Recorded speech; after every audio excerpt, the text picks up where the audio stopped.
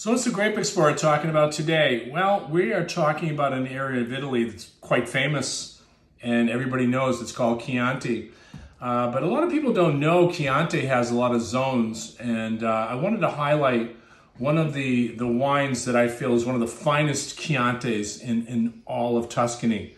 It's right here. This is called Salvapiani. I used to represent this wine well over, again, 20-something years ago.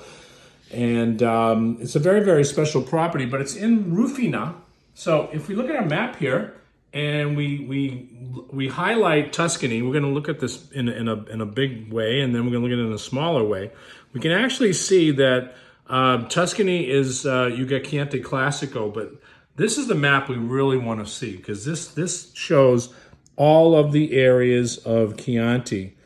And I always said, coming back and talking about Chianti, that if you took a poll in the street and you went out one day and you said to people, do you like wine? And of course, you're hoping that a person says, yes, I like wine.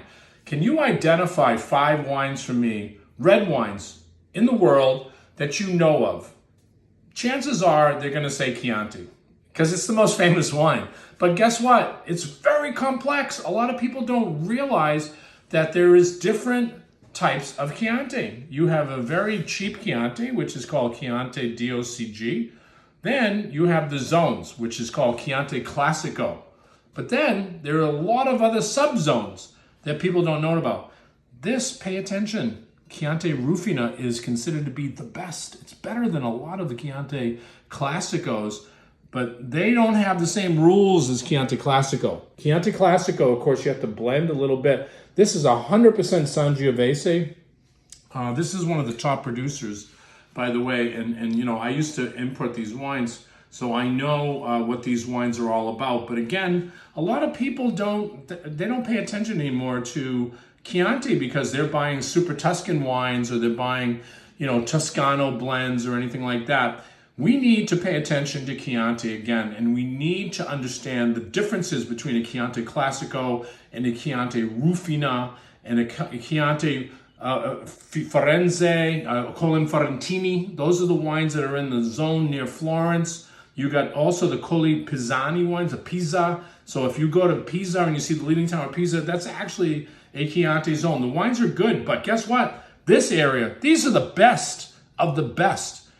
Chianti Rufina, and it's a very, very small, what we call subzone of Chianti, but they got clay and limestone. Oh, that sounds familiar. That sounds like Bordeaux. Yes, they are actually making wines that rival Bordeaux, but 100% Sangiovese. You'll never see that in Bordeaux, of course. So Sangiovese flourishes and grows really good in clay and limestone. You get all those beautiful, beautiful earth tone scents that you really want in wine. You don't want it to be like this sappy, rich, kind of fruity, overtly fruity kind of wine. You want something that's got a counterbalance. So when you smell this wine, you do smell all those clay components. You get that limestone, you get that chalk, you get that really interesting flavor. But when you taste the wines,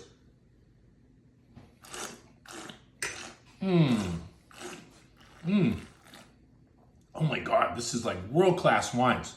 This is their single cuvee they make. It's from an old parcel of Sangiovese that they produce here. You have to pay attention to this producer, but this is their Buccericiale. So that is their top cuvee for this producer, Salvapiani, and Reserva, better than most Chiantis would ever be able to produce. Again, this is the Grape Explorer, passionate about Italian wines and passionate about great wines.